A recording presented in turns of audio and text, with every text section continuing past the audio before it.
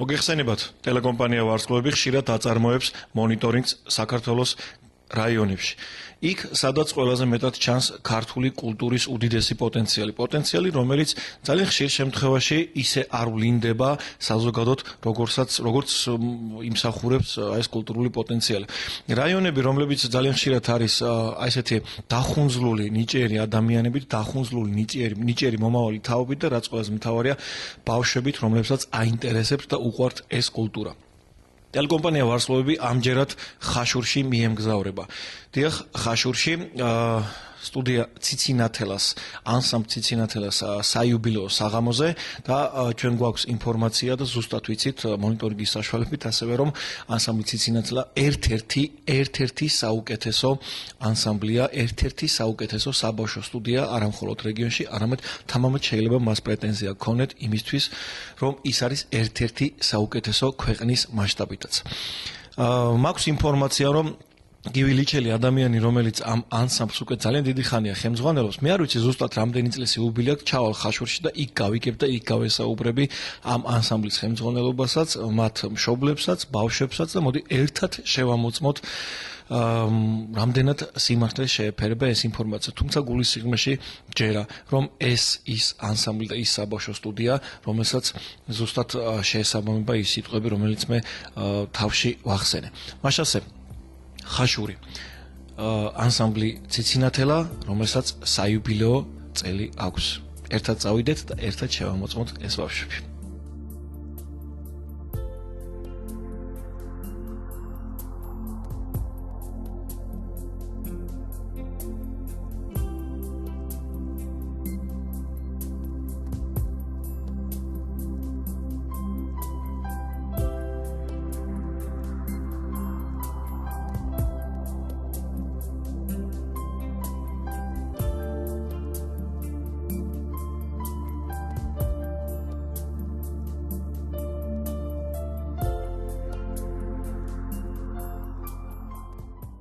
სტუდია ციცინათელა 2007 წელს ჩამოყალიბდა, უკვე 2017 წელია, ანუ 10 წელი შეგვისრულდა, ესე უცბად.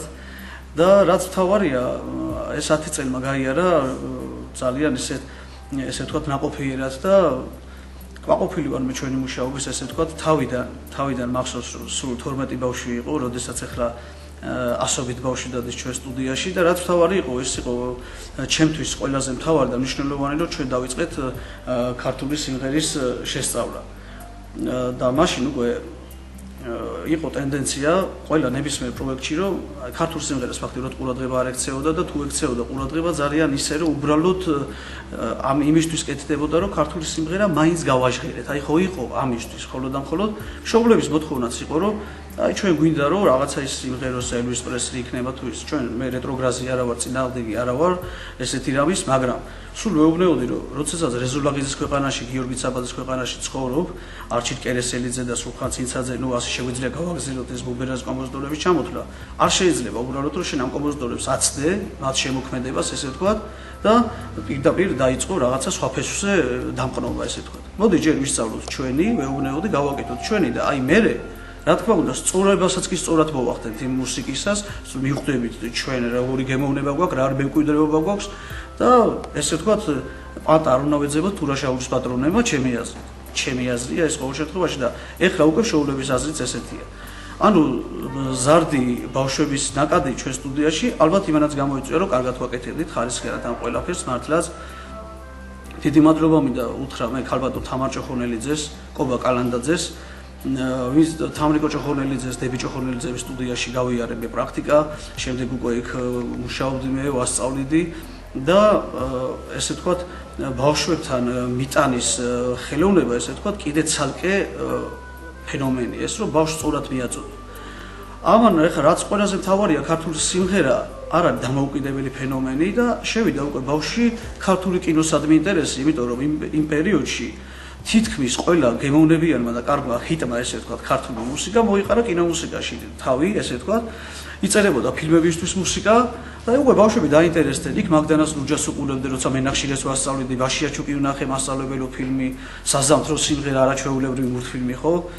და ბავშვების ინტერესი უკვე ქართული კინოს მიმართაც გაჩნდა და ესე ვთქვათ, კომპლექსურად დაინტერესდა ბავშვი ქართული სიმღერით, ქართული ფილმით.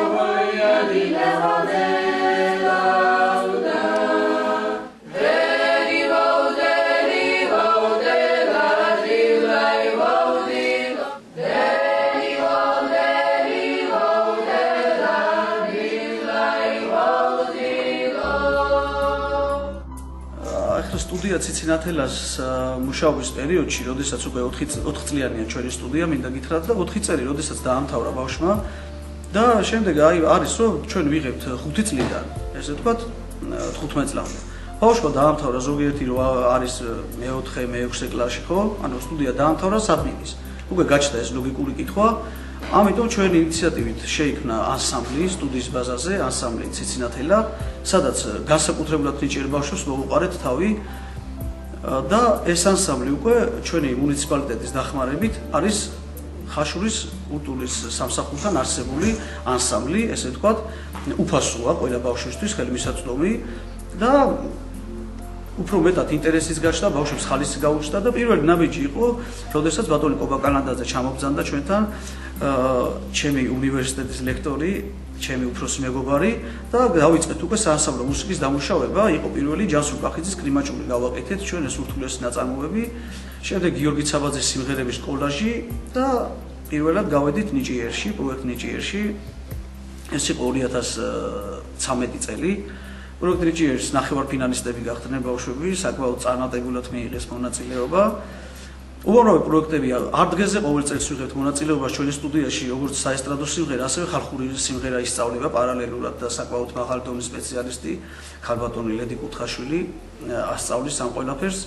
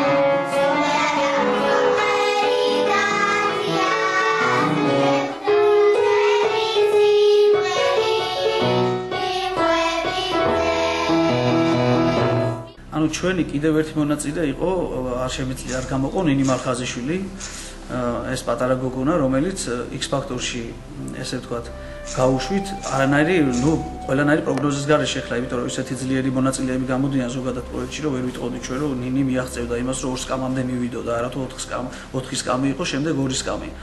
მაგრამ თავარი ის არის, რომ იქ ნინიმ შეასრულა ინგლისური სიმღერები, ძალიან ინგლისურენოვანი სიმღერები, ზოგადად დასავლური მუსიკა იმღერა, მაგრამ ნინი მღერის ძალიან არაჩვეულებრივად ქართულ სიმღერას.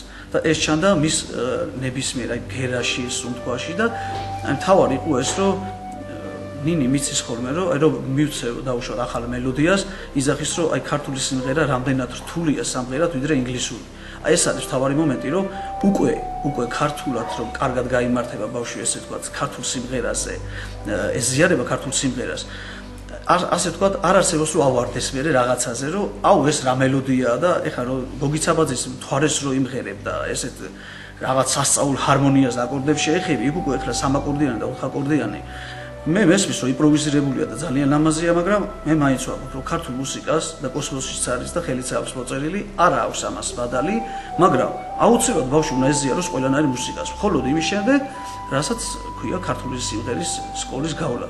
ნინი მიაღწია ძალიან დიდ წარმატებებს და ეხლა ვაპირებთ კიდევ პროექტებში მონაწილეობას, არის მოლაპარაკება და სერიოზულად ვფიქრობთ იმასაც, რომ ბულგარეთში სერიოზული ფესტივალი ტარდება ამ ხრივ და გავიდეთ და არის იურმალას თემაც განიხილება. ყოველ შემთხვევაში მაინც სამომავლო თემებია, მაგრამ მაინც დავაფიქსიროთ, რომ შევახსენებ იმ ხალხსაც, ვით ამ თემაზე მუშაობს, რომ ჩვენ ველოდებით თქვენგან, იმიტომ რომ ჩვენ მზად ვართ რეპეტიციოთ და ფორმაშია, ასე ვთქვათ, ჩვენი ვოკალისტი.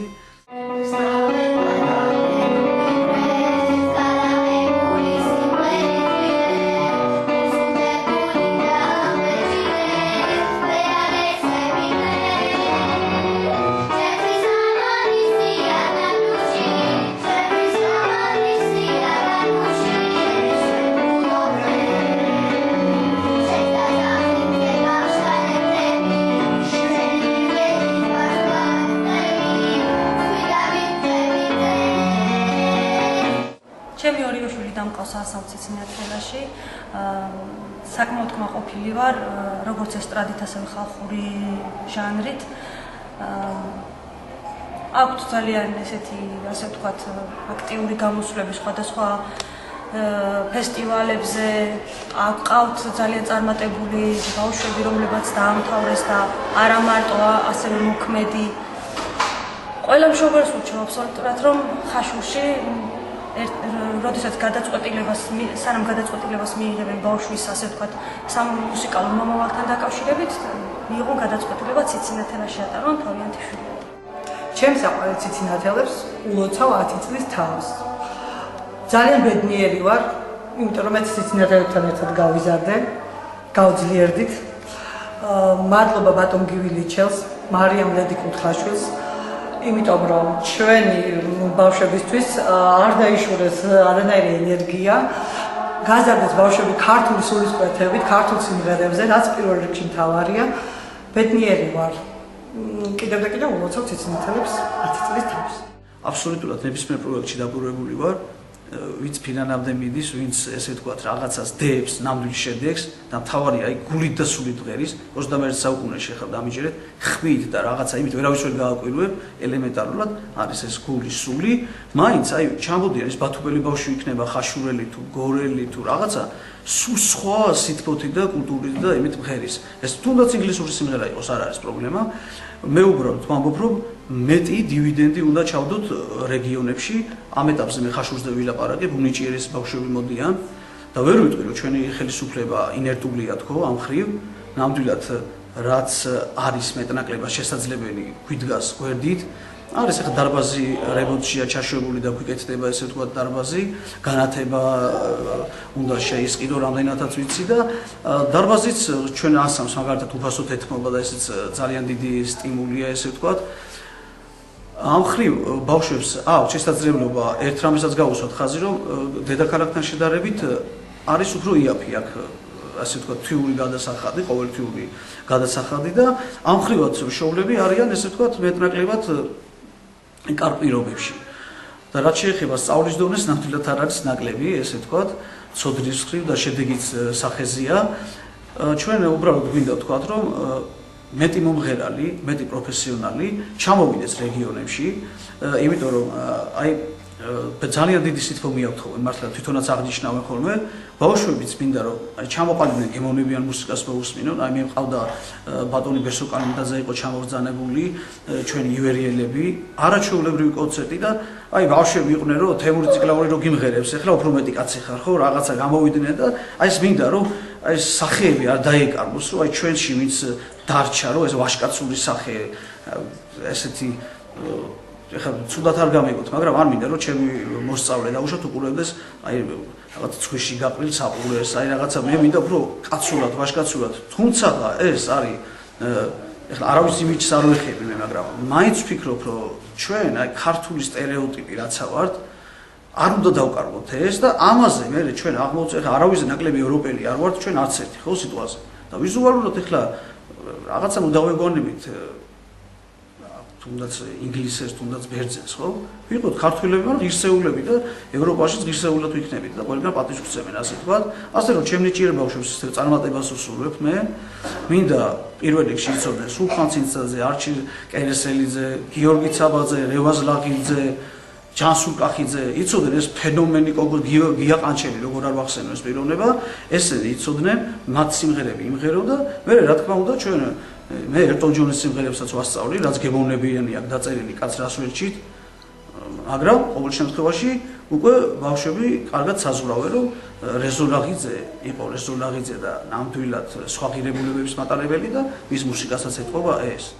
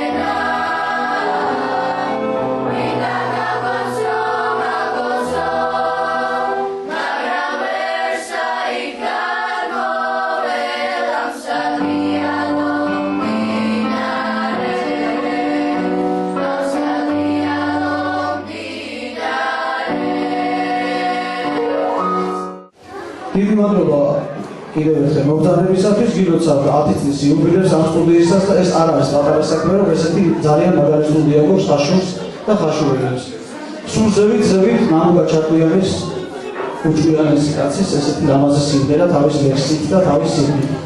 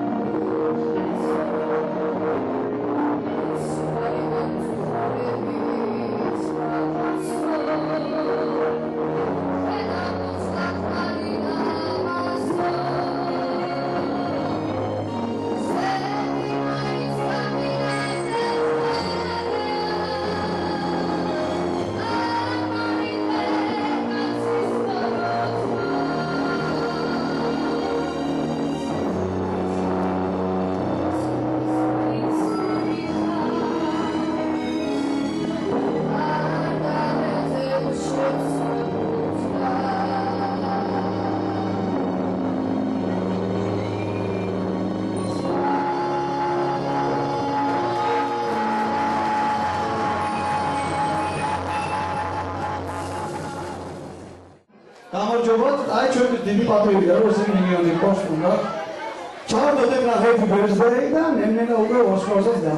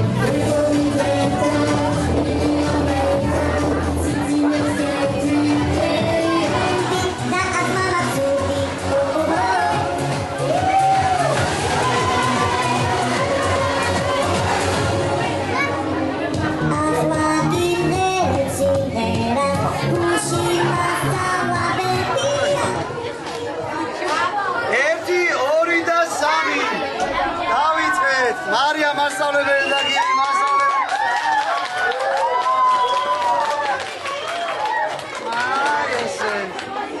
გახსნათ ვაცხადებ ზაზე იმოვითარებაში. ოპია უგევრიელეს და ყველა მივიდეთ. აი, დაგვეხმარება, გალბატონი.